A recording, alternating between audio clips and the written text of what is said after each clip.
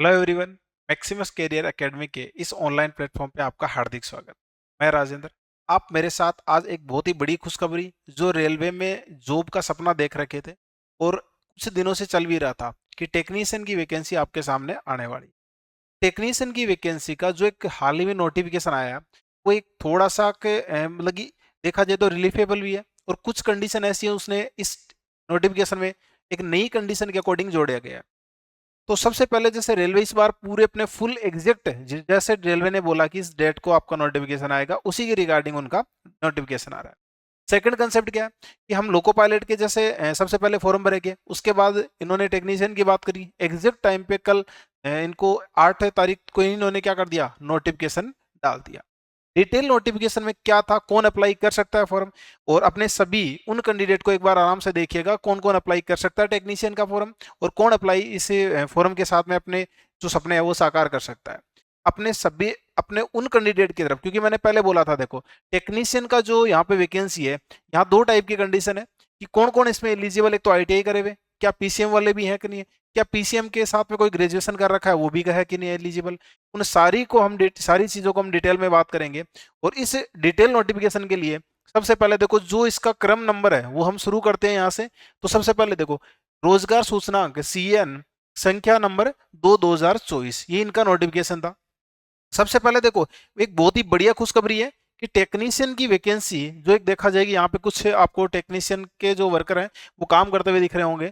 तो एक बहुत ही मतलब कि जिनका सपना होता है कि सर मेरे को रेलवे में जाना है, मैंने ये सब्जेक्ट कर रखा है या फिर मैं इसी फॉर्मेट के अकॉर्डिंग जाना चाहता हूँ।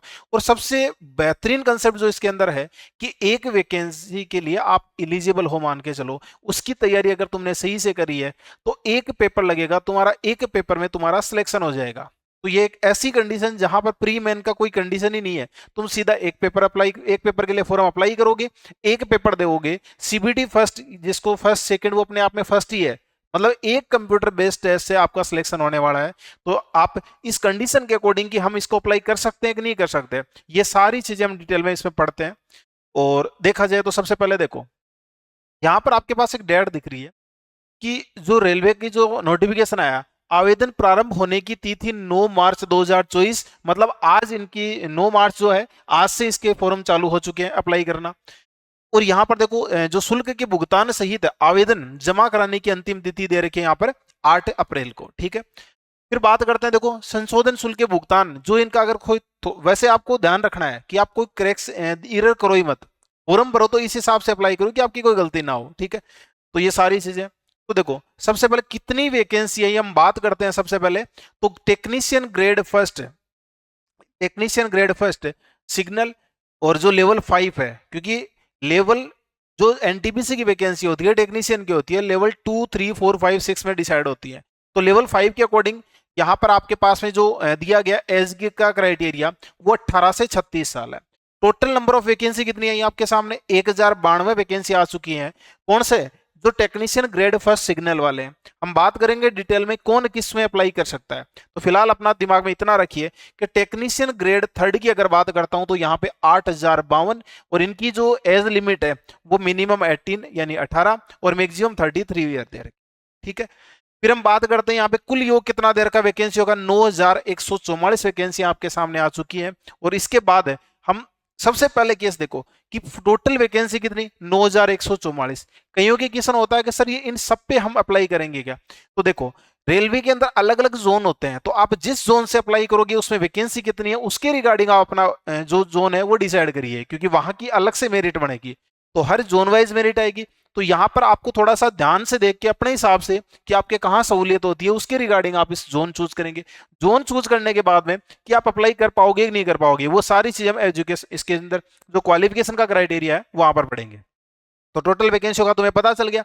मिनिमम एज और मैक्सिमम एज का एक नोटिस दिया गया। देखो इसमें कोविड-19 महामारी के कारण एक बार के उपाय के रूप में निर्धारित आयु सीमा से अधिक आयु में 3 वर्ष की छूट शामिल करिए, क्योंकि वैकेंसी डिले हुई, 4-5 साल बाद वैकेंसी आई है। तो गवर्नमेंट ने 3 साल की एक्स्ट्रा यहाँ पर क्या दी है, जो एज के लिमिट के अंदर डिस्काउंट दिया है मान के चलो। ठीक है, फिर हम चलते हैं। देखो इसके कंडीशन के बाद ये तुम्हें पता चल गया होगा। अब हम चलते हैं आपके पास अगला जो क्राइटेरिया है कि देखो वैकेंसी एक टेक्नीशियन की अपने आप में बहुत ही मतलब मेन बहुत अच्छी वैकेंसी है। और इसके लिए आपको एक पेपर देके, मतलब आप ये ध्यान रखो, एक पेपर दिया, एक पेपर देते ही आपका सीधा सिलेक्शन। तो ये बहुत इंपॉर्टेंट रोल है। तो देखो यहाँ पर मेडिकल फिटनेस की भी कुछ बात करी, इस बार थोड़ा इन्होंने मेडिकल फिटनेस का भी चेंज करा। देखो तो यहाँ पर देखोगे तो ये जो दे रखा है कि A3 का मेडिकल सर्टिफिकेट होना चाहिए, B1 का होना चाहिए, B2 का होना चाहिए। ये सारी नोटिफिकेशन में आपको मिल जाएंगे कि कौन सा A3 होता है। तो A3 में देखो चश्मे के साथ या उसके बिना 6/9 वाला अप्लाई कर सकता है।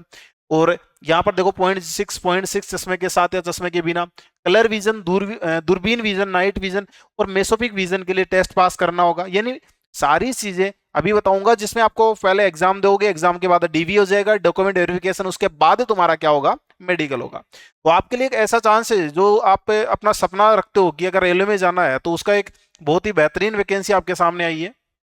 तो देखो ये एलिजिबल क्राइटेरिया हो गया कि आप इंडियन हो सकते हो, नेपाल के जो है वो भी, और कुछ कंडीशन में आपको भूटान वालों के लिए अप्लाई करा गया है। ठीक है, आयु सीमा की भी मैंने थोड़ी देर पहले बात करा था, एक बार दोबारा बता देता हूं। देखो आयु सीमा के लिए टेक्नीशियन वही 18 से 33 साल। ठीक है, और यहां पर देखो सामान्य रूप से निर्धारित आयु है, और क्या दे रखा है, 18 से 36 साल। ठीक है, क्योंकि देखो जो लिमिट है वो लिमिट इन्होंने 3 साल बढ़ा दी। ठीक है, और यहां पर देखा जाए टेक्नीशियन ग्रेड 3 30 थी, इसको इन्होंने बढ़ाकर कितना रख दिया, 18 से 33 साल। तो आपके लिए जो एक क्राइटेरिया है वो कोविड के अकॉर्डिंग इन्होंने ऐड करके 3 साल का ऐड कर दिया। तो अब जो कैंडिडेट 18 से 36 के बीच में कवर होते हैं वो अप्लाई कर सकते हैं फर्स्ट सिग्नल वाले को।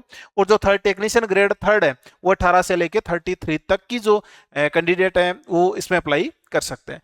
बाकी की जो रिलीफ मिलेगा आयु में वो भी दे रखा है। देखो कौन सा रिलीफ है, देखो आपके पास में टेक्नीशियन ग्रेड फर्स्ट जो है, यहां पर देखो कि 18 से 36 साल की बात कर रहा था, और यहां पर देखोगे तो SC/ST के उम्मीदवार को 5 साल की ऊपरी आयु में छूट दी जाती है, मतलब 36 + 5 कितना हो गया, 41। ठीक है, फिर ओबीसी की अगर बात करी जाए 3 साल का, यहां पर एक्स सर्विसमैन के लिए कितना था, 3 ईयर का, एक्स सर्विसमैन EWS वाले के लिए, ठीक है, ओबीसी के लिए 6 साल, एक्स सर्विसमैन SC/ST के लिए 8 साल। ये ऊपरी आयु के बाद का है, यानी जो आपकी 36 साल है इसमें ये ऐड करते जाइए, अपने क्राइटेरिया को देखते जाइए। ठीक है, बेंचमार्क विकलांग जो PWD वाले होते हैं उनके लिए 10 साल है। यहां पर देखोगे तो ये ओबीसी के लिए 13 साल है, और PWD SC/ST के लिए 15 साल है। फिर बात करते हैं वे अभ्यर्थी जो रेलवे में ग्रुप सी और ग्रुप डी में पहले से ही जॉब कर रहे हैं, उनके लिए 40 ईयर की एज की लिमिट बात करेगी। ठीक है, तो अब हम चलते हैं, इसके बाद थोड़ा आपको एज के बारे में पता चला होगा। इस क्राइटेरिया में अगर आप आते हो, आपके कोई भी परिवार में कैंडिडेट आता है और वो अगर तैयारी कर रहा है, तो उसको इस जॉब के बारे में जरूर बताइएगा। 100% वो आप अगर मेहनत करते हैं तो आपको पक्का यहाँ से आपको जॉब मिल ही जाएगी। फिर हम बात करते हैं, देखो यहाँ पर कुछ कंडीशनल और एज का क्राइटेरिया दिया गया है। अगर हम बात करें टेक्नीशियन थर्ड के लिए एज, तो आयु सीमा कितनी दे रखी है बताओ, 18 से 33 साल। SC/ST की अगर बात करता हूं तो ऊपरी आयु में छूट, अधिकतम ऊपरी आयु यानी मैक्सिमम अगर 33 थी, 5 इसमें ऐड कर दो, तुम्हारे क्या हो जाएगा यहाँ पर 38 तक अप्लाई कर सकते हो SC/ST के उम्मीदवार। ओबीसी की अगर बात करी जाए तो 3 साल का यहाँ पर एज रिलैक्सेशन है। एक्स सर्विसमैन वाला यहाँ पे 3 ईयर की बात कर रहा था, यहाँ 6 ईयर और यहाँ पर 8 ईयर। फिर बात करते हैं PWD के लिए 10 ईयर का। PWD में देखो अलग अलग कैटेगरी है कि SC/ST वाले को कितना है, ओबीसी वाले को कितना है, और EWS वाले को कितना है। तो बाकी का तो सेम क्राइटेरिया, बस एज लिमिट में 18 से 36, 18 से 33 दो आपके सामने। फिर बाकी का एज रिलैक्सेशन का आपका एक्स्ट्रा एज जो दी गई है वो यहाँ पर आपको मिल ही रहा है। फिर हम बात करते हैं, देखो ये तुम्हारा एज क्राइटेरिया हो गया, तो इस चीज का ध्यान रखिएगा क्योंकि इंपॉर्टेंट रोल ये है कि इन्होंने 3 साल इस बार बढ़ा के दिया है, वो अच्छी बात है। फिर इन्होंने देखो जो एक बार और चेक कर लीजिए, 18 से 36 है, यानी यहां पर चेक करोगे तो ये मिनिमम आपकी एज हो, और मैक्सिमम एज कब डिसाइड करी जाएगी, उसने मैक्सिमम एज यानी देखो जन्म तिथि की ऊपरी सीमा, ठीक है, जन्म तिथि की ऊपरी सीमा यानी मैक्सिमम जो है वो यहां से डिसाइड हो जाएगा। ठीक है, फिर हम बात करते हैं जो लोवेस्ट सीमा है, यानी वो चेक करा जाएगा 172,000, क्योंकि जो 18 साल का होगा वो यहीं से होगा कि नहीं होगा। तो एक साथ यानी 1 जुलाई 2006 से डिसाइड करा जाएगा कि वो 18 साल का इस तारीख तक हुआ है या फिर नहीं हुआ है। अगर 1 जुलाई तक कोई कैंडिडेट 18 का हो चुका है तो अप्लाई कर सकता है अपने एजुकेशन अपने क्राइटेरिया को देखते हुए। फिर हम चलते थोड़ा सा आगे, देखो अब वो चीजें जैसे फॉर्म की अगर बात करी जाए, फॉर्म फीस जो है इन्होंने देखो 500 रुपए जो फीस दी जाती है रेलवे की सभी उम्मीदवारों के लिए क्रम संख्या 2 पर नीचे जो लिखे हुए श्रेणी है, यहाँ सीबीटी में जो उपस्थित होंगे उनको 500 रुपए जमा करवाने, लेकिन जो एग्जाम में बैठ जाएगा उसको 400 रुपए रेलवे रिफंड कर देगा। वो बात अलग है कि इनमें से कुछ रिफंड हो जाते हैं, कुछ नहीं होते, बट ये मान के चलो फिलहाल कि अगर कोई कैंडिडेट 500 रुपए अगर पेमेंट उसकी फीस है तो 400 रुपए उसको रिफंड मिल जाएगा। और अगर बात करते हैं और SC ST के जो कैंडिडेट है, यहाँ पर इनको जो जमा करवाने 250 रुपए फॉर्म की फीस है। तो इकोनॉमिक EWS वाले के लिए और EBC वालों के लिए भी। फिर हम बात करते हैं इसके बाद कि ये हमारा एक फीस का क्राइटेरिया आपको बता दिया गया। अब हम चलते हैं, क्योंकि देखो कईयों के दिमाग में आ रहा होगा कि सर 12th PCM की बात कर रहे थे, क्या PCM वाले भी अप्लाई कर सकते हैं? नहीं कर सकते। पक्का आप PCM वाले भी अप्लाई कर सकते हो, लेकिन कौन से नंबर की जो वैकेंसी है वहां पे आप अप्लाई कर सकते हो, वो सारी चीजें अभी आपके सामने बताऊंगा। तो आप बस थोड़ा सा इन चीजों को ध्यान से सुनते जाइए कि आपका एज का क्राइटेरिया हुआ कि नहीं हुआ कंप्लीट। ठीक है, फिर उसके बाद करते हैं आपकी फॉर्म फीस कंप्लीट हो गई थी, क्योंकि मेन चीज तो एजुकेशन क्वालिफिकेशन पे डिपेंड करता है कि नहीं करता, कि आप उस एजुकेशनल क्वालिफिकेशन के अकॉर्डिंग अगर क्राइटेरिया में आते हो तो आप 100% क्या कर दोगे, इसको अप्लाई कर दोगे और अपनी मेहनत को उसी हिसाब से चालू रखोगे जिससे कि आपको जॉब मिल जाए। अब हम बात करते हैं, अब देखो अब देखो सबसे पहले जो क्राइटेरिया है कि जो भर्ती की यानी इस वैकेंसी की जो प्रक्रिया होगी वो कितने स्टेप में आपको जॉब मिल पाएगी। तो सबसे पहले ध्यान रखिएगा, सबसे पहला काम होगा आपके पास कंप्यूटर बेस्ड आधारित एग्जाम यानी CBT जो है वो यहां पर तुम्हारे पास में, यानी CBT जो एग्जाम है ये सबसे पहले आपको क्या होगा, पास करना होगा। आगे बात सुन, यानी आप चेक करो, देखो कि CBT जो एग्जाम है ये यहां पर आपको सबसे पहले पास करना होगा। सेकंड, उसकी एक लिमिट होगी कि आपको मिनिमम कितना चाहिए और आप इस एरिया में आते हो कि नहीं आते। तो यहां सेकंड कंडीशन हो जाएगी DV, क्योंकि डॉक्यूमेंट वेरिफिकेशन। थर्ड क्राइटेरिया में क्या होगा बताओ, आपका मेडिकल एग्जामिनेशन होगा, यानी मेडिकल करवाया जाएगा, उसके बाद आपको क्या हो जाएगा, फाइनल मेरिट लिस्ट आएगी, वहां पे आपको जॉब जो है आपको फाइनल डिसाइड हो जाएगी कि आप जॉब लगे कि नहीं लगे।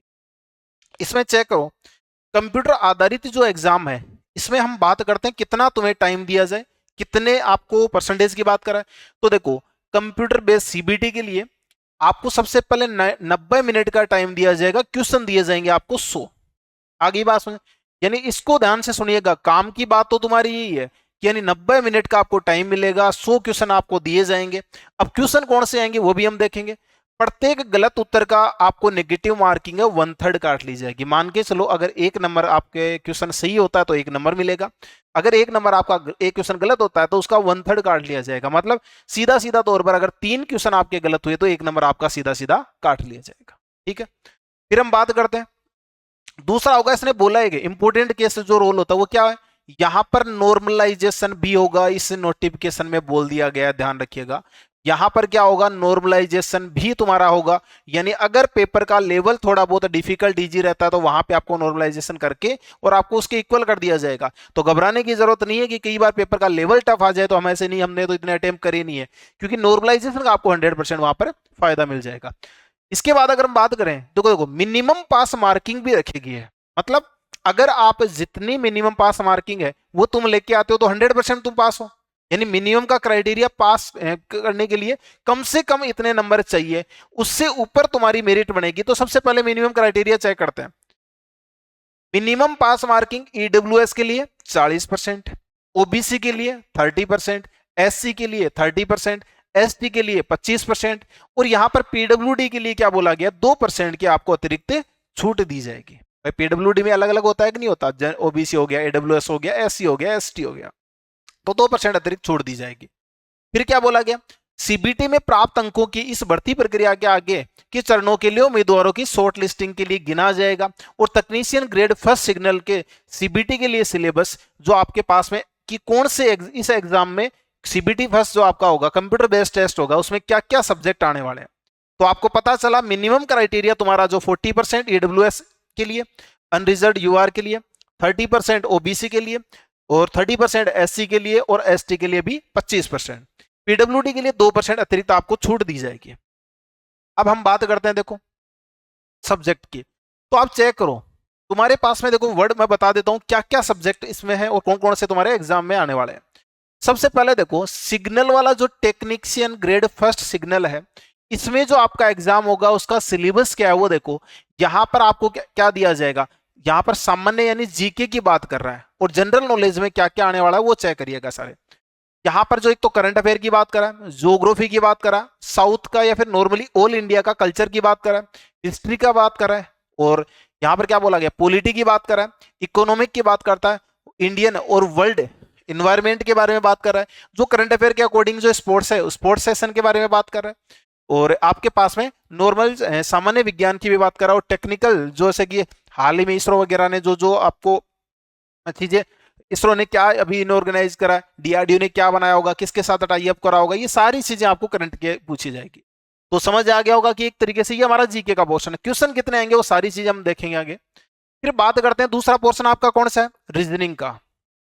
तो रीजनिंग में देखो यहां पर उपमाएं वर्णमाला संख्या है, जो नंबर सीरीज की बात करें, कोडिंग डिकोडिंग है, मैथमेटिकल एक्सप्रेशन है, रिलेशन है, सिलोग है, और जंबलिंग है, वेन डायग्राम है, डेटा यानी डीआई डेटा के जो कुछ दिया जाए उनके अकॉर्डिंग आपको कुछ क्वेश्चन है। यहाँ पर कंक्लूजन और इन कंक्लूजन रिलेटेड या निष्कर्ष वाले क्वेश्चन है, और बाकी का विश्लेषणात्मक तर्क है, वर्गीकरण है, निर्देश विवरण है, बाकी का आपके तर्क और धारणा। तो ये सारे आपको रीजनिंग का नॉर्मल बेसिक रीजनिंग है जो हर एग्जाम में पूछी जाती है, नॉर्मल जीके है जो हर एग्जाम में पूछा जाता है। सबसे पहले जो आपके पास है टेक्नीशियन, ठीक है, टेक्नीशियन फर्स्ट सिग्नल फर्स्ट वाले बात करिएगा।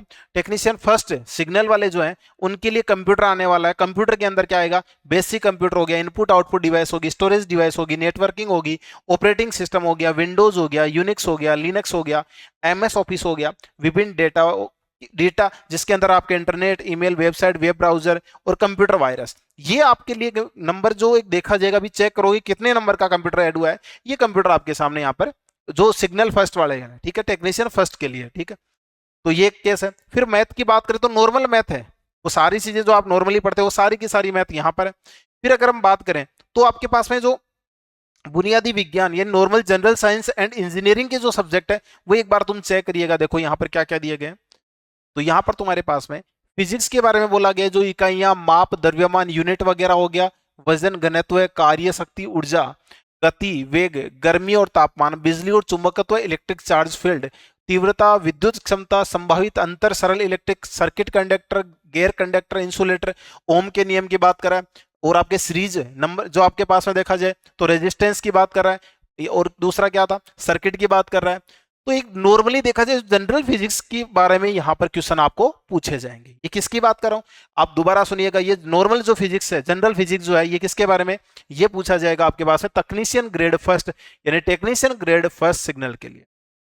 अब वो घड़ी जिसका तुम्हें इंतजार था कि सर हमारे पास में जीके में कितने क्वेश्चन आने वाले हैं, कंप्यूटर में कितने आने वाले हैं, और यहाँ पर देखा जाए तो मैथ में कितने आने वाले हैं, तो एक बार देखो जीके में तुम्हारे क्वेश्चन कितने होंगे, 10। ध्यान से सुनना, क्योंकि यही वो वेटेज है जिससे आपको जॉब मिलने वाली है। कहां तुम्हें कितना टाइम देना है ये खुद डिसाइड करना, बाकी चीजें आपको मैं बार बार यहाँ पे जब भी कुछ चीजें होंगी एक्स्ट्रा वो आपको बताता रहूंगा। तो देखो 10 क्वेश्चन जनरल नॉलेज के, ठीक है, 15 क्वेश्चन आपके क्या है बताओ, रीजनिंग के, ठीक है, 20 क्वेश्चन आपके कंप्यूटर के जो मैंने बोला था वो इसने दिए गए, 20 क्वेश्चन कंप्यूटर हो गया, 20 क्वेश्चन आपके किसके हैं बताओ, ये मैथ के हो गए। फिर मैंने बोला बेसिक साइंस है एंड इंजीनियरिंग का जो जनरल फिजिक्स आपके सामने बताया था अभी, उसके 35 क्वेश्चन है। तो चेक करो एक बार कैंडिडेट कि बेसिक साइंस एंड यहां चेक करते हो तो कंप्लीट यहां पर क्या दिया गया, जनरल फिजिक्स की बात करी गई है, और वो सारे के सारे क्वेश्चन कितने, 35। तो वेटेज देखिएगा 35 आपको जनरल साइंस और इंजीनियरिंग के, ठीक है। फिर हम बात करते हैं टोटल कितने, 100 क्वेश्चन, नंबर कितने तुम्हारे 100। टाइम तो मैंने पहले बताया था तुम्हें कितने मिनट दिया जाएगा, 90 मिनट आपको टाइम मिलेगा, ठीक है। अब हम बात करते हैं, देखो ठीक है, अब देखो अब हम बात करते हैं टेक्नीशियन ग्रेड थर्ड के लिए। और टेक्नीशियन ग्रेड थर्ड का क्या है कि टेक्नीशियन ग्रेड थर्ड के अंदर आपके लिए जो सीबीटी का पैटर्न रहेगा वो क्या रहेगा, इन दोनों में सबसे ज्यादा कंफ्यूजन होने वाला बच्चों को जो मैं यहां पर क्लियर कर देता हूं कि सीबीटी फर्स्ट में कंप्यूटर आ रहा है, मैथ आ रही है, जीके आ रहा है, रीजनिंग आ रहा है, और आपके बेसिक साइंस है एंड इंजीनियरिंग का पोर्शन आने वाला है, ठीक है। बात करते हैं अगर टेक्नीशियन थर्ड में, तो उसके लिए आपके पास में क्या, वही 90 मिनट क्वेश्चन, वही आपके 100, वही नेगेटिव मार्किंग 1/3, ठीक है। वही आपके पास में चेक करोगे नॉर्मलाइजेशन लग जाएगा यहाँ पे, मिनिमम क्राइटेरिया 40% ओबीसी के लिए, 30% एससी के लिए 30%, 25% एसटी का, पीडब्ल्यूडी के लिए 2% की अतिरिक्त छूट। ये किसके लिए? टेक्नीशियन ग्रेड थर्ड के लिए इस चीज का ध्यान रखिएगा। अब इसमें आप सिलेबस चेक करो, देखो आपके पास में सीबीटी यानी वही पेपर लगना है, तो सीबीटी में सबसे पहले देखो मैथ, तो नॉर्मल बेसिक मैथ है।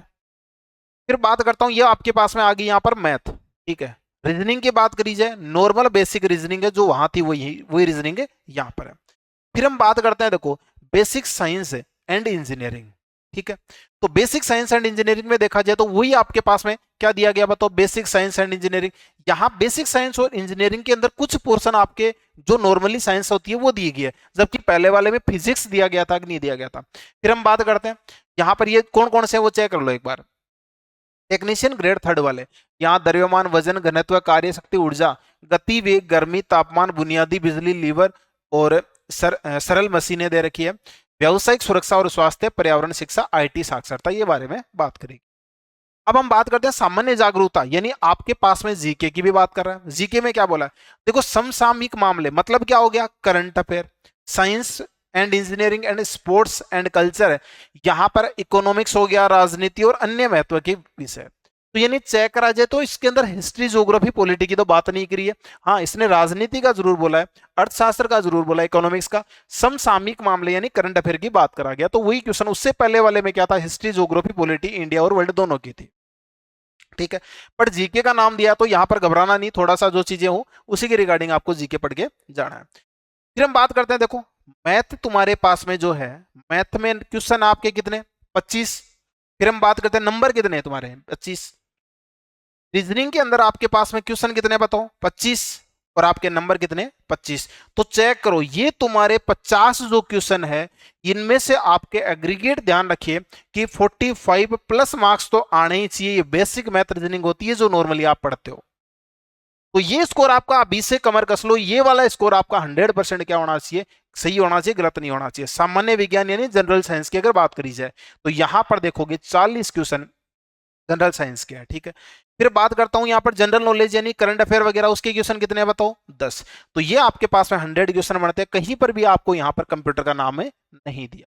तो टेक्नीशियन फर्स्ट का जो सिलेबस है, टेक्नीशियन थर्ड का जो सिलेबस है, इन दोनों का एक मेजर डिफरेंस है, वो चेक करा जाए तो कौन सा बताओ, यहाँ पर आपके सामने वो मेजर डिफरेंस है कंप्यूटर का, जबकि यहाँ पर थर्ड में नहीं दिया गया, ठीक है।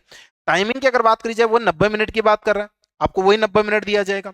तो ये सारी चीजें तुम्हें एक बार कोर्स के बारे में पता चला होगा, सर क्या क्या एग्जाम में आने वाला है। फिर उसके बाद अगर बात करी जाए तो आपको जैसे ही सीबीटी में पास होते हो, आपको डीवी के लिए बुलाया जाएगा, यानी डॉक्यूमेंट वेरिफिकेशन के लिए, ठीक है। फिर डीवी के बाद अगर बात करी जाए तो हम क्या करेंगे, फिर आपका मेडिकल हो जाएगा। ये सारी आपकी प्रोसेस मैंने अभी बताई।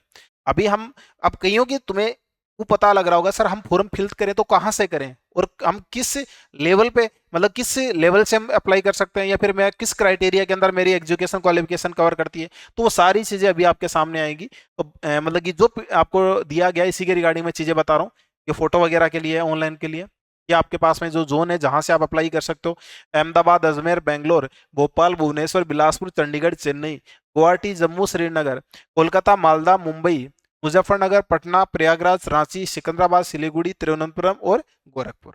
ये वो सारे जोन है जहां से आपको अप्लाई करना। पर्टिकुलर अपनी अपने हिसाब से देखिएगा कहां पर जोन आपको कहां सुटेबल है, उससे आप अप्लाई करिएगा, वहीं से आपकी मेरिट बनेगी। फिर आपके पास में ये मेडिकल के जो बारे में बोला गया। फिर हम चलते हैं थोड़ा सा आगे, देखो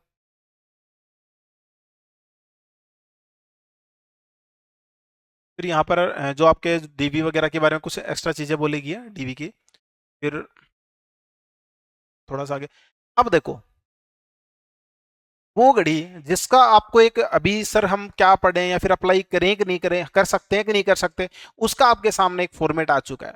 यहां से आप ध्यान से सुनते जाइएगा, सारे कैंडिडेट बारीकी से हर एक कंसेप्ट के अकॉर्डिंग मैं यहां पर बता रहा हूं कि तुम्हारे पास कौन से के लिए आप अप्लीकेबल हो, कौन से के लिए तो 12th पीसीएम वाले, कौन से के लिए बीएससी वाला है, कौन से के लिए बीटेक वाला है, कौन से के लिए डिप्लोमा वाला है, और कौन से के लिए आईटीआई करा हुआ कैंडिडेट इसके अंदर अप्लाई कर सकता है।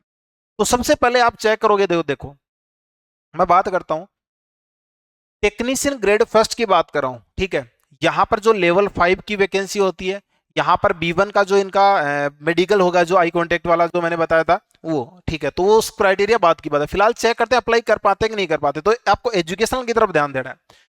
तो मान्यता प्राप्त विश्वविद्यालय से आपको भौतिकी, इलेक्ट्रॉनिक्स यानी फिजिक्स से कोई क्या कराओ, बीएससी कराओ, ठीक है। कंप्यूटर साइंस से क्या कराओ, बीएससी कराओ। प्रौद्योगिकी या फिर इंजीनियरिंग कराओ। फिर इंस्ट्रूमेंट में बीएससी कराओ।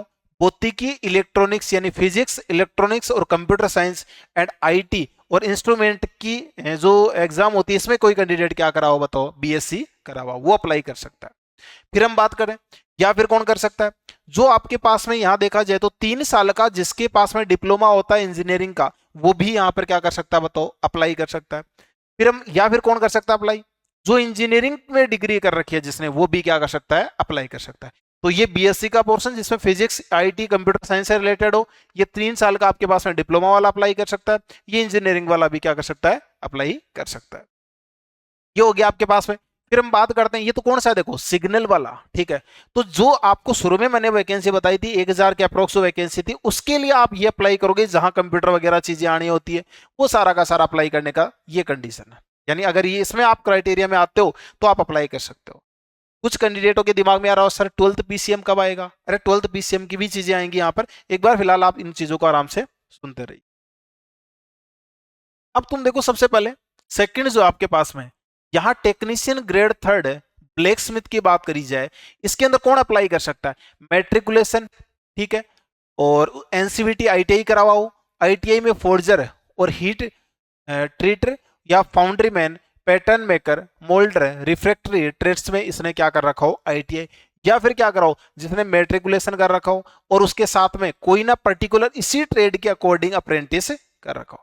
यानी आईटीआई में अगर ये ट्रेड आप कवर करते हो तो आपके पास ब्लैक स्मिथ वाला अप्लाई कर सकते हो।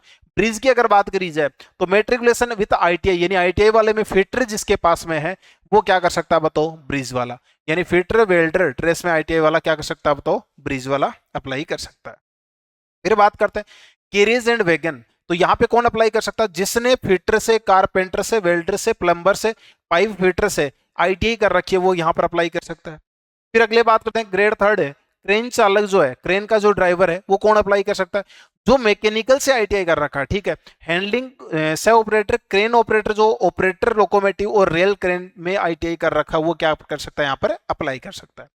फिर हम बात करते हैं डीजल इलेक्ट्रिकल के लिए, तो देखो डीजल इलेक्ट्रिकल के लिए क्या हुआ, मान्यता प्राप्त संस्थानों से इलेक्ट्रीशियन, क्योंकि ज्यादातर कैंडिडेट इसी में होते हैं, तो इलेक्ट्रीशियन वाले हो गए, मैकेनिक ऑटो इलेक्ट्रिकल और इलेक्ट्रॉनिक्स वाले हो गए, वायरमैन हो गए, इलेक्ट्रॉनिक्स मैकेनिक हो गए, मैकेनिक पावर इलेक्ट्रॉनिक्स वाले भी आईटीआई जो कर रखे हैं वो भी क्या कर सकते हैं, यहाँ पर डीजल इलेक्ट्रिकल वाले जो वैकेंसी में अप्लाई कर सकते हैं। आगे बात समझ, फिर और चलते हैं हम, देखो क्योंकि अभी आपके पास 12th वालों के लिए भी चीज आने वाली है, ध्यान रखिएगा कि 12th वाले पीसीएम कहां पर अप्लाई कर सकते हैं, ठीक है। ये देखो डीजल मैकेनिकल वाला केस है, वापस यहाँ पर मैकेनिकल डीजल मैकेनिक, ये बाहरी वाहनों की मरम्मत और रख रखाव, मैकेनिक ऑटोमोबाइल, उन्नत डीजल इंजन, मैकेनिक मोटर वाहन, ट्रैक्टर मैकेनिक, वेल्डर और पेंटर ट्रेड्स में जिसने आईटीआई कर रखा वो भी क्या कर सकता है, अप्लाई कर सकता है। ये सारी आईटीआई वाली चल रही है। एक ऐसी जगह आएगी जहां पीसीएम वाले भर सकते हैं, ठीक है।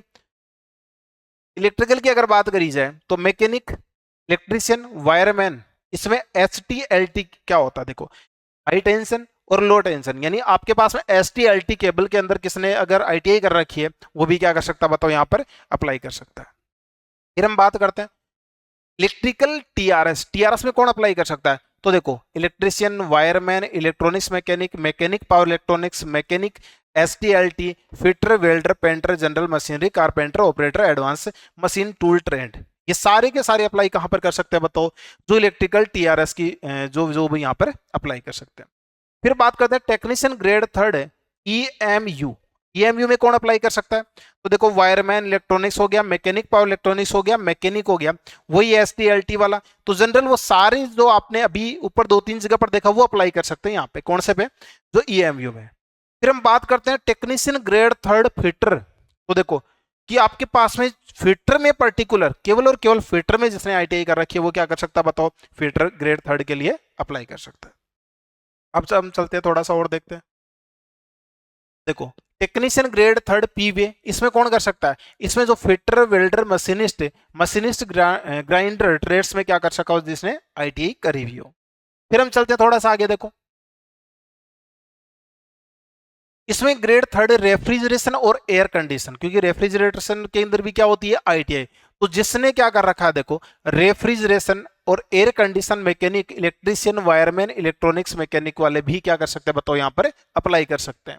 टेक्नीशियन ग्रेड थर्ड रिवर्टर की अगर बात करी जाए तो यहां पर जिस कैंडिडेट ने मशीनिस्ट या फिर मशीनिस्ट ग्राइंडर के अंदर आईटीआई कर रखी है वो क्या कर सकता है, यहां पर अप्लाई कर सकता है। ठीक है, फिर टेक्नीशियन ग्रेड थर्ड सिग्नल है, तो यहां पर देखा जाए तो electronics mechanic, electronics wireman, trades वाले ये भी क्या कर सकते हैं बताओ, अप्लाई कर सकते हैं। अब यहां पर चेक करो कि मैंने पहले क्या बोला था, या तो इलेक्ट्रॉनिक्स मैकेनिक, इलेक्ट्रीशियन, वायरमैन वाले आईटीआई वाले ये भी अप्लाई कर सकते हैं। और कौन कर सकता है, यहां पर जो पर्टिकुलर इस ब्रांच में जिसने अप्रेंटिस के तहत कोई ना कोई ट्रेड कोर्स कर रखा वो अप्लाई कर सकता है। या फिर तुम्हारे जो एक दिमाग में था बहुत सारे कैंडिडेट के, वो है फिजिक्स और मैथ के साथ जिसने 12th पास कर रखी है, वो पीसीएम वाले यहां पर अप्लाई कर सकते हैं। मतलब इस चीज को ध्यान रखिए, सीरियल नंबर 15 की टेक्नीशियन ग्रेड थर्ड सिग्नल में आप क्या कर सकते हो, अप्लाई कर सकते हो। अभी हम बात करेंगे कि इसका, अब देखो टेक्नीशियन ग्रेड थर्ड में अभी आपने चेक करा मैथ, रीजनिंग, जीके, आपके पास में और क्या था, वहां पर जनरल साइंस थी। ये सारा वेटेज अभी हमने देखा था, दो ही आपके अलग अलग वैकेंसी के अकॉर्डिंग पेपर होने। तो ग्रेड थर्ड यानी जिसको पीसीएम के लिए दिमाग में था सर पीसीएम के लिए अप्लाई करूंगा, वो सारे के सारे 15 नंबर वैकेंसी जो सीरियल नंबर है इसमें आप अप्लाई कर सकते हो। अभी चेक करते हैं 15 नंबर के अंदर कितनी कितनी वैकेंसी आपके सामने आने वाली है। ठीक है, तो चलिए फिर क्या करते हैं, ट्रैक मशीन की अगर बात करी जाए तो यहां पर चेक करोगे तो फिटर हो गया, इलेक्ट्रीशियन हो गया, इलेक्ट्रॉनिक्स मैकेनिक हो गया, इंस्ट्रूमेंट मैकेनिक हो गया, मैकेनिक और मेट्रॉनिक्स हो गया, मैकेनिक डीजल हो गया, मैकेनिक मोटर हो गया, वाहन हो गया, वेल्डर हो गया, मशीनिस्ट हो गया। इसके अंदर जिसने आईटीआई कर रखी है वो ग्रेड थर्ड ट्रैक मशीन में अप्लाई कर सकता है। टेक्नीशियन ग्रेड थर्ड टर्नर की अगर बात करी जाए तो यहां पर क्या हो जाएगा, टर्नर या ऑपरेटर उन्नत मशीन टूल ट्रेड्स में जिसने आईटीआई कर रखी हो। बाकी का पर्टिकुलर जो वैकेंसी होती है टर्नर की उसमें किसी ने ट्रेड कोर्स में अप्रेंटिस कर रखा वो भी क्या कर सकता है, अप्लाई कर सकता है। फिर ग्रेड थर्ड वेल्डर की अगर बात करी जाए तो यहां पर तुम चेक करिएगा, इलेक्ट्रिक गैस कटर वेल्डर और वेल्डर पाइप वेल्डर, इसके अंदर जिसने क्या कर रखा बताओ, आईटीआई कर रहा, वो भी यहां पर अप्लाई कर सकता है। तो जिन कैंडिडेट को दिक्कत थी कि सर पीसीएम वाले कहाँ आएंगे, तो आपको पता चल गया होगा यहाँ पर जो इंपॉर्टेंट केस है 15 number serial number technician grade third signal में कौन अप्लाई कर सकता है बताओ, पीसीएम वाले। अभी जो डिटेल नोटिफिकेशन था इसके अंदर ये की जगह यहाँ ये जिसमें आप क्या कर सकते हैं, पीसीएम वाले भी अप्लाई कर सकते हैं। चलिए अब ये सारी वैकेंसी जो आपके पास में टोटल जो थी 18 टाइप्स की वैकेंसी थी, इनके पास में यहाँ पर क्या दिया गया, पर्टिकुलर वैकेंसियों का विवरण आ चुका है। अब कैंडिडेट ध्यान रखिए, सबसे पहले हमने देखा एज लिमिट, उसके बाद हमने क्या देखा, इनका जो फॉर्म फिल करने के जो पेमेंट है, फिर हमने क्या देखा, यहाँ पर इन वैकेंसियों का विवरण देखा। उससे पहले हमने देखा कि किस लेवल की एग्जाम है, कौन कौन से यहाँ पर आपके कोर्स में सब्जेक्ट या सिलेबस आने वाला है। फिर उसके बाद ये देखा कि कौन से कैंडिडेट किस में अप्लाई कर सकते हैं। ठीक है, तो अब हम बात करते हैं तुम्हारे हिसाब से जो तुम्हें लगे टोटल 18 वैकेंसियों की, अगर यहां पर लिस्ट देखो हर एक जोन में 18 वैकेंसी है, तो आप अपने हिसाब से अप्लाई कर सकते हो कि सर मैं अप्लाई कर सकता हूं या नहीं कर सकता। तो अभी मैंने सारी चीजें बताई थी, तो आप चेक करिएगा अपने हिसाब से। मैं एक बार टोटल बता देता हूं। टेक्नीशियन ग्रेड फर्स्ट में जैसे अहमदाबाद जोन है, अहमदाबाद जोन की अगर मैं बात करता हूं, अहमदाबाद जोन के अंदर ये इतनी सारी वैकेंसियों का डाटा दे रखा है। जैसे बात करते हैं तो देखो 15 नंबर पे जो यूआर के लिए 42, एस के लिए 17, 10, 25, 12, 106 टोटल। मैं बात कर रहा हूं यहाँ टोटल की। तो ग्रेड फर्स्ट सिग्नल के अंदर अगर देखा जाए तो आपके पास में ये 38, 10, 3, 19, 4, 74 और 8 एंड 3 वैकेंसी है। फिर हम बात करें तो देखो अहमदाबाद में टोटल 337 अनरिजर्व की है, ये सारी जोड़ के बताई जा रही है, ध्यान रखिएगा। ठीक है, 109 यहाँ पर क्या बताओ ओबीसी की, 49 यहाँ पर क्या बताओ एससी की, एसटी की, और ओबीसी की 192 दे रखी है, एससी की दे रखी है 109। 337 आपके पास यूआर, 109 एससी, 49 एसटी और ओबीसी की दे रखी है 192। उसके बाद अगर ईडब्ल्यूएस की 74 है और टोटल वैकेंसी तुम्हारे पास 761 है। आगे बात समझे, यानी तुम ये चेक करो हम किस में अप्लाई करने लायक हैं, यानी अप्लाई कर सकते हैं। वो डिटेल मैंने आपको एजुकेशन क्वालिफिकेशन अभी इनको बताया था, उसकी रिगार्डिंग आप पर्टिकुलर एक अपने कोई भी जोन से अप्लाई कर सकते हो। तो यहां पर ये सारी चीजें आपको अहमदाबाद जोन के मिली। सेम कंडीशन चेक करा जाए तो देखो ये कौन सा जोन आ गया, अजमेर जोन आ गया। अजमेर जोन के अंदर अगर आप चेक करोगे तो यहां पर देखो वही 18 टाइप की वैकेंसी, टोटल की बात कर रहा हूं फिलहाल में 453 और 522, ये इस अजमेर जोन में। फिर हम बात करते हैं बेंगलोर में। बेंगलोर के अंदर देखो कई जगह पर तो वैकेंसी ही नहीं है, जैसे 8 के बाद 9, 10, 11, 12 तो गायब है, 14 गायब है, तो 17, 18 गायब है, यानी जितनी वहां रिक्वायरमेंट है उसके रिगार्डिंग यहाँ पर बात करिए। तो आप अपने हिसाब से पहले चेक करिएगा कि मैं जिस जोन से अप्लाई कर रहा हूँ वहां पर वैकेंसी है या फिर नहीं है। तो यहाँ चेक करिए सबसे पहले कि यहाँ टोटल वैकेंसी तुम्हारे पास में कितनी दे रखी है, ये यहाँ टोटल वैकेंसियों का विवरण है पता है। फिर इसके बाद बात करी जाए भोपाल का, यहाँ पर दे रखा है, यहाँ पे एक बार अपने जो मैक्सिमस है टेलीग्राम, मैक्सिमस बैंक एसएससी नाम से जो टेलीग्राम है वहां पर ये सारी चीज आपको नोटिफिकेशन यानी डिटेल से नोटिफिकेशन प्रोवाइड है। तो उस नोटिफिकेशन से आप देख के फिर अपने हिसाब से फॉर्म फिल करिएगा कि कहाँ से अप्लाई करना है। तो ये सारे अलग अलग जोन के दे रखे, भोपाल हो गया, ये भुवनेश्वर का हो गया, ये बिलासपुर का हो गया, ये चंडीगढ़ जोन हो गया, ये चेन्नई जोन हो गया आपके पास में। फिर हम बात करते हैं ये गोरखपुर जोन का आ गया। फिर हम थोड़ा सा और चलते हैं, ये गुवाहाटी जोन हो गया। फिर हम बात करते हैं जम्मू एंड श्रीनगर की बात कर रहे हैं। फिर हम बात करते हैं कोलकाता जोन हो गया। ये सारे जोन पर्टिकुलर कहीं से भी आप इसमें अप्लाई कर सकते हो। ये मालदा जोन हो गया, ये अगेन मालदा जोन हो गया, ये मुंबई जोन हो गया, क्योंकि वो मालदा जोन में 1 से लेकर 18 तक वैकेंसियों का डिटेल है। ये मुंबई जोन हो गया, ये मुजफ्फरपुर हो गया। फिर हम बात करते हैं पटना, प्रयागराज हो गया, रांची हो गया।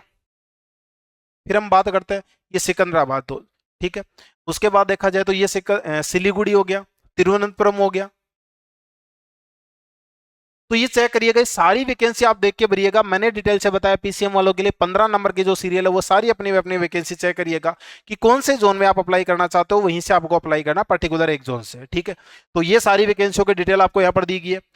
और जो ये डिटेल है ये आपको कहाँ, जो टेलीग्राम में एक बार जो मिल जाएगा तुम्हें, चेक करिएगा एक बार, तो वो है मैक्सिमस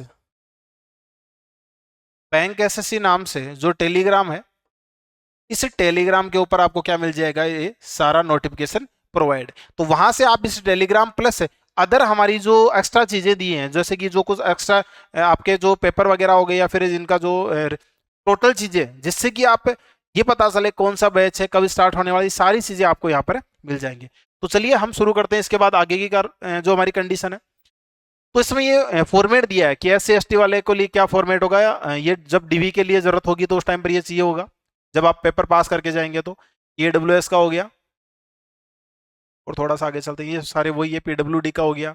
ये तुम्हारे पास में अदर अदर इनके जो भी दिए गए फॉर्म है, जो फॉर्मेट है, जब डीवी जाओगे तो जैसे ये थोड़ा सा बताया जाए तो लोकोमेटर विकलांगता हो गया, मांसपेशी दुर्विकास हो गया, कुष्ठ रोग ठीक हुआ कि नहीं हुआ, तो ये सारी चीजें वो बाद की बात है जब आपका मेडिकल होगा, ठीक है। पहले मेन फोकस तुम्हें कहाँ ध्यान रखना है, हमें एग्जाम करेक्ट करनी है और इस हिसाब से करेक्ट करनी है कि आपके मेरिट लिस्ट में तुम्हारा नंबर आ जाए। और अगर आप कंटिन्यूसली मेहनत करते हो, पोर्शन ज्यादा है नहीं, पेपर तुम्हारा एक है टेक्नीशियन का, तो बस पूरी मेहनत इसके अंदर लगा दीजिए। जो जो कैंडिडेट अप्लीकेबल है इसमें फॉर्म फिल करने लायक, वो सारे कैंडिडेट यहाँ ऐसी मेहनत करिए कि इस बार तुम्हें टेक्नीशियन के अंदर जॉब मिले और 100% आप अपने सपनों को क्या करो, साकार करो। तो चलो और थोड़ा सा देख लेते हैं, कुछ और नया हो तो देखें। अभी बताते हैं आपको इसकी जो फॉर्म फिल की जो डेट है वो कब कब यहाँ पर आपके फॉर्म फिल होंगे। तो ये सारी चीजें अभी आपने देखी, और इन चीजों के रिगार्डिंग देखिएगा, ये हमारी शुरुआत यहां से।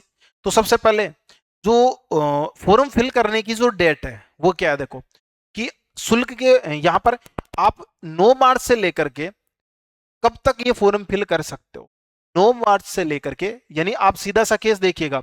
यहाँ पर जो शुल्क जमा कराने की जो यहाँ पर 8 अप्रैल दे रखा है, ठीक है, यानी अंतिम तिथि लास्ट डेट जो है वो देखा जाए तो यहाँ पर चेक करिएगा, नीचे देखिए यहाँ पर क्या दिया गया है कि 8 अप्रैल 2024 तक आप अप्लाई कर सकते हो। मतलब 9 मार्च से लेके 8 अप्रैल तक आप क्या कर सकते हो, बताओ, अप्लाई कर सकते हो। और यहाँ पर थोड़ा सा अगर चेक करता हूं तो देखो ये वैकेंसियां तुम्हारे अभी मैंने दिखाई थी, ये तुम्हारी एज का क्राइटेरिया है, और बाकी की सारी चीजें हमने अभी डिस्कस करी थी। तो वो कैंडिडेट जो यहाँ पर टेक्नीशियन के लिए एप्लीकेबल है, कौन से कैंडिडेट जो एप्लीकेबल है वो मैंने अभी डिटेल में सारी चीजें बताई है। अपने परिवार में जो कैंडिडेट हो, घर परिवार, अपने पड़ोसी, अपने दोस्त लोग, वो सभी कैंडिडेट जिनको अप्लाई करने के लिए अगर थोड़ा सा भी कुछ पता नहीं है कि सर हम क्या करें, कहाँ से अप्लाई करें, डिटेल नोटिफिकेशन क्या आया, तो वो मैंने थोड़ा सा बारीकी से आपको बताया। इस नोटिफिकेशन के अकॉर्डिंग आप अप्लाई कर सकते हो अपनी जॉब के लिए, और यहाँ मेहनत इस हिसाब से करते रहिए कि 100% तुम जॉब मतलब कि तुम्हें 2024 के अंदर टेक्नीशियन के अंदर जॉब मिल जाए। क्योंकि देखो अगर आप जॉब लगना चाहते हो तो आपको उसी के रिगार्डिंग मेहनत करनी है। और ये रेलवे की तो वो वैकेंसी है जिसके लिए करोड़ों फॉर्म भरे जाते हैं, और ये वैकेंसी इन करोड़ों में से पढ़ने वाले आपको उतने ही रहते हैं। जितनी कभी भी देखोगे तो 100% से ऊपर कट ऑफ जाने से रही, तो आपको क्या करना है कि 100% अपनी मेहनत को एक बार फॉर्म फिल करना है, और फिर फॉर्म की लास्ट डेट का इंतजार भी नहीं करना। थोड़ा बहुत अगर तुम्हें कोई डाउट रहता है तो मैक्सिमस कोचिंग यूनिट ऑफ प्रयास नवलगढ़ रोड सीकर पे आके आप यहाँ पे डिस्कस कर सकते हैं। किसी भी पर्टिकुलर यहाँ पर सब्जेक्ट के लिए तुम्हें डाउट हो कि सर ये फॉर्म के अंदर ये चीज़ है तो इसका हम क्या करें, ये अप्लाई कर पाए कि नहीं कर पाए, तो सारी चीज़ें आपको मैंने आज बारीकी से बताई है। तो अपने अकॉर्डिंग जो जो कैंडिडेट अब टेक्नीशियन की तैयारी करने के लिए कमर कस चुके हैं या फिर जिनका पहले से सपना है, तो वो कैंडिडेट एक बार यहाँ पर इस पहले फॉर्म फिल करिए कोई भी पर्टिकुलर जोन से, और उसी के हिसाब से आप मेहनत करते जाइएगा। Thank you.